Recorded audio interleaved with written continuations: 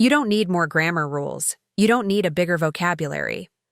What you really need is to train your mouth like a muscle. Hi, friend. Welcome to English Cactus. My name is Anna, and today I'm going to show you something that most English learners never hear. Pronunciation is not about being perfect. It's about being clear. You don't need to sound like a native. You just need to be understood. And yes, you can do that even if you have an accent. Surprised? Good. That means you're about to learn something that changes the way you study English forever. Before we begin, make sure to grab your free PDF in the video description. It will help you follow this lesson step by step. We're going to practice together in a fun and natural way. So grab your coffee, get comfortable, and relax your mind. Now here's a tip that can boost your pronunciation fast. Try the shadowing technique. First, listen to the story. Just understand the idea. Then, go back. Pause after each sentence. Repeat it out loud with me. Match my rhythm. Match my tone. It's like talking to a real friend, and it works better than most traditional lessons. Oh, and don't forget to subscribe to the channel. Leave a comment and tell me, where are you from? I love hearing your stories. I know you study English every day. You watch videos, repeat new words, maybe even write them down. And still, when you try to speak, your mouth freezes or the sound feels wrong. You know the word world, but your lips don't know how to say it. That's not your fault. It's because your muscles, your tongue, your lips, are not used to English sounds. Just like learning a sport, your body needs practice to move in a new way. Think about a dancer. She knows the steps in her mind, but until her legs learn the rhythm, she can't dance well. It's the same when we learn a language. You need to teach your mouth how to move in English. This is called muscle memory, and it's more important than people think. When you hear native English, the sounds come fast, smooth, and natural. But your mouth? It still remembers the sounds of your first language. And that's okay. We all start there. The good news, you don't need to speak perfect English. You need to speak it often.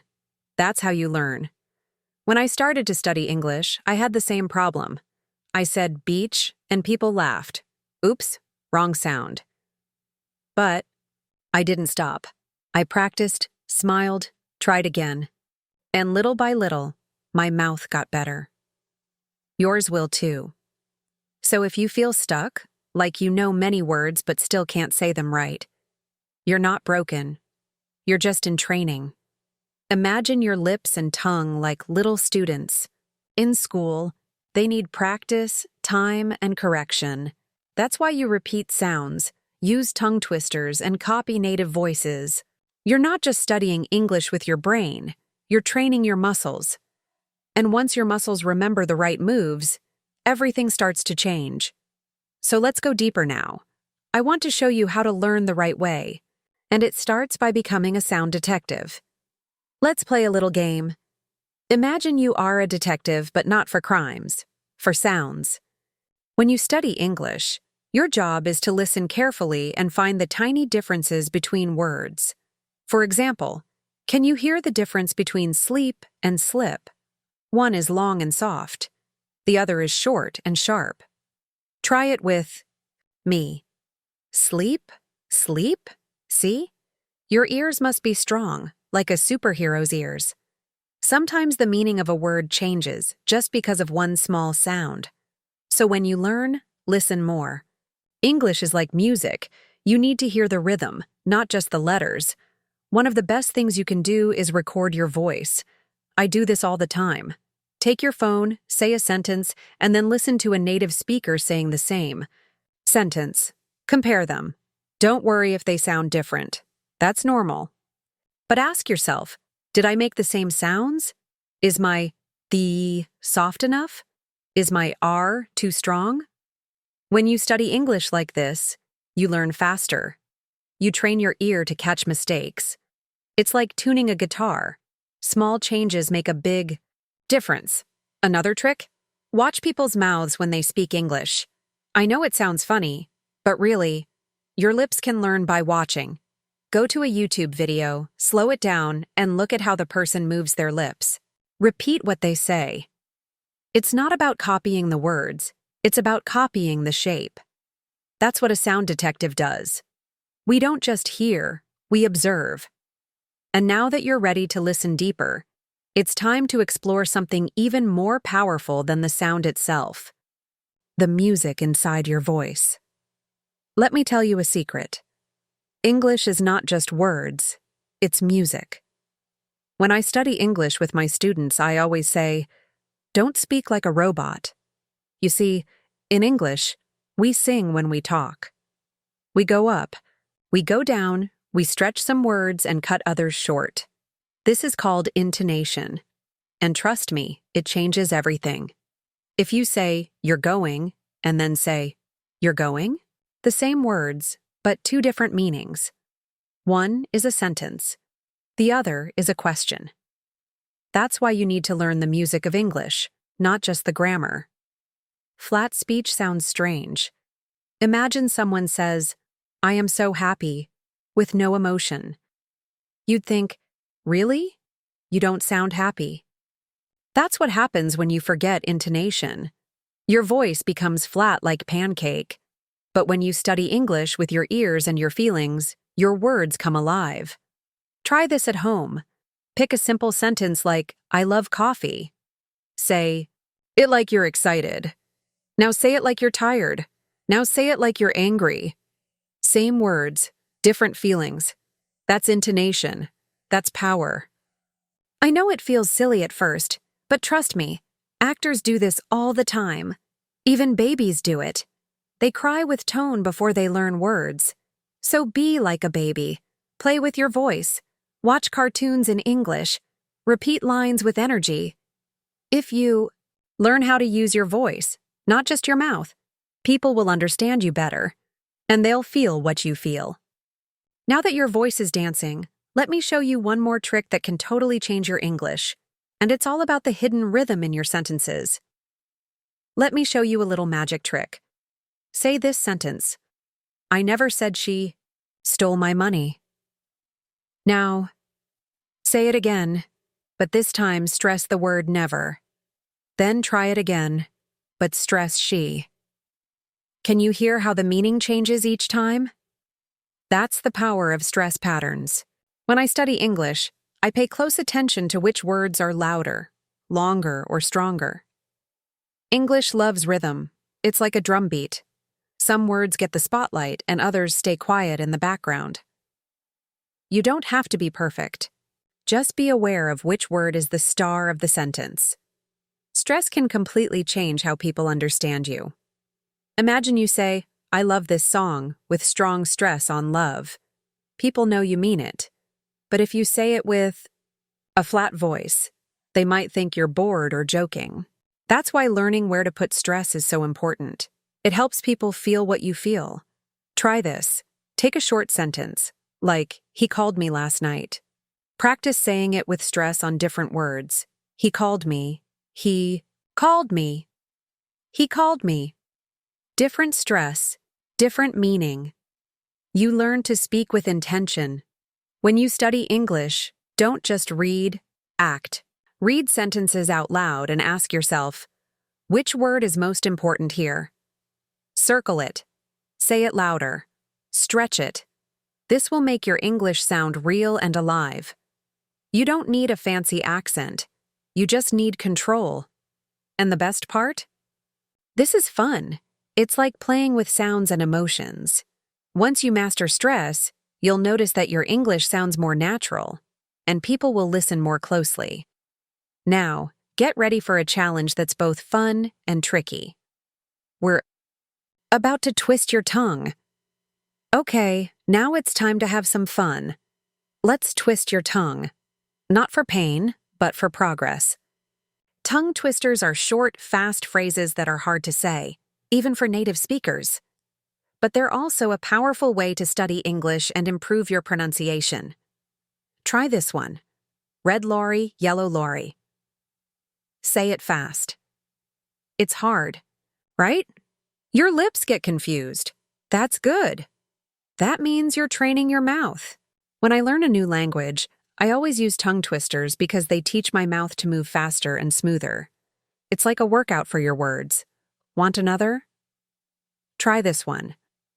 She sells seashells by the seashore. It's not just fun. It helps you with the sh and s sounds. Say it slowly, then faster, then faster. Laugh if you mess up. I always do. The goal isn't perfection. The goal is control. Tongue twisters help your mouth get strong and flexible. They also help your brain learn how to send quicker signals to your mouth. You're not just playing. You're improving, word by word. This is a fun way to study English, especially when you feel tired of grammar. And here's a cool idea. Make your own tongue twisters. Pick two sounds that are hard for you, like R and L. Maybe try Larry likes lemon lollipops. Be creative. You can even turn it into a game with friends or family. Record yourself and listen back. How clear were your words? Don't be shy, even kids love this. If you study English with laughter, you remember more. Your mouth becomes faster, your brain becomes quicker. And just when your tongue gets tired, I'll show you why your accent is not something to hide. But something to refine. Let me tell you something important, something many people never hear. You don't need to lose your accent to speak good English. Your accent is part of who you are. It tells your story. When I study English, I don't try to sound like someone else. I try to sound clear. That's the real goal. You can have an accent and still be understood. Millions of people do. The secret is to refine the sounds that confuse people. Like ship and sheep. They look similar, but they sound very different. One is short, one is long. So how do you refine your accent? First, listen. Really listen. When a native speaker says beach and you say bitch by mistake, yeah, that can be awkward, but it happens. Laugh, correct it, and move on. Practice the sounds that are difficult for you. Use your phone, record, compare, repeat. When I learn a new language, I practice the hard sounds 10 times more. You don't have to be perfect, just clear. And guess what? People don't care if you have an accent. They care if they can understand you and feel your message. Think of your accent like a recipe. You don't need to throw it away. You just adjust the spice. Keep your culture, your rhythm, your color, but polish the parts that need help. That's how you grow. When you study English, don't be ashamed. Be proud. English belongs to everyone, not just to people from one country. You're building your voice in a new language. And now that you've learned to love your voice, it's time to go even deeper. Let me teach you a powerful technique that will bring everything together, and it's called shadowing. Now, this tip changed my life. Really, it's called shadowing. It means you listen to someone speaking English, and you repeat their words right after they say them. Like a shadow. When I study English, I don't just read or write. I speak out loud. Shadowing helps your mouth move faster, your ears listen better, and your brain connect the dots. You don't have to think, you just follow. Start with one sentence. Listen. Pause. Repeat. Match the sound, the rhythm, the feeling. You're not just learning words, you're learning how to speak. One of my favorite ways to practice shadowing is with short stories. Listen to a short part, maybe 1 or 2 sentences. Repeat exactly what the speaker says. Don't change anything.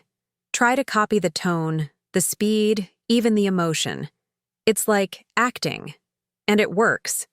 When you study English this way, you speak with more confidence. You sound more natural. You feel more free. You don't need special materials. Use your favorite movie scenes, or even my voice in this video. That's why I made these stories for you, so you can learn like we're talking together. The best part? You can shadow anywhere. While you cook, while you walk, even while brushing your teeth. It's simple, but powerful. Shadowing trains your ears, voice, and brain all at once. And you don't need to understand every word to benefit. Just follow the sound. Over time, your pronunciation gets better, your sentences flow smoother, and you stop translating in your head. You just speak. And when you speak freely, something beautiful happens. But before we get there, let me show you why the place where you practice matters more than you think. Let me ask you something. Have you ever tried to study English while stressed? Your brain feels tired. You forget words. You feel blocked. That's because learning doesn't work well when we're tense. The brain needs space to breathe. That's why I always tell my students, relax. You don't have to be sitting at a desk with a notebook. You can learn while lying on the couch, walking in the park, or even resting in bed. When your body is calm, your mind is open. It's like soft ground, ready to grow new seeds. Try this. Put on your headphones, close your eyes, and just listen. Don't try to understand every word. Just enjoy the sounds. Let English enter. Your ears like music. This is still learning, even if you're not writing or speaking. Some of my students study English while cleaning the house or doing laundry.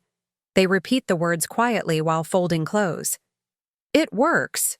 Your brain is always listening, so give it good input. That's how babies learn, right?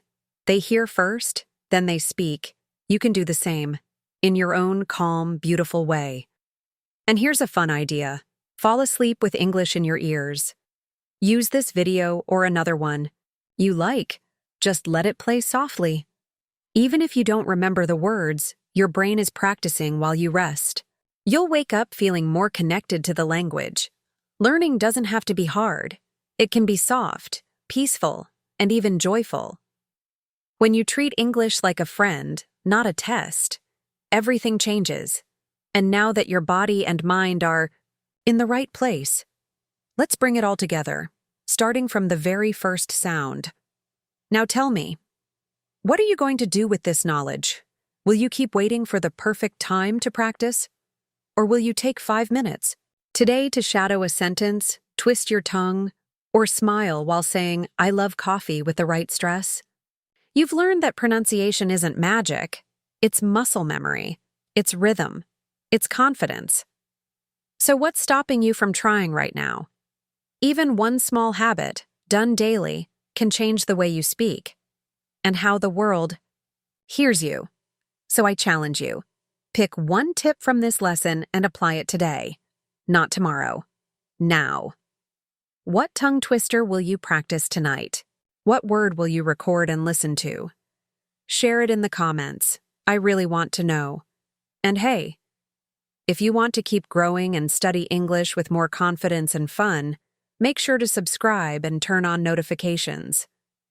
That way, you'll never miss the next video. We're building something powerful here, and I'm so glad you're part of it.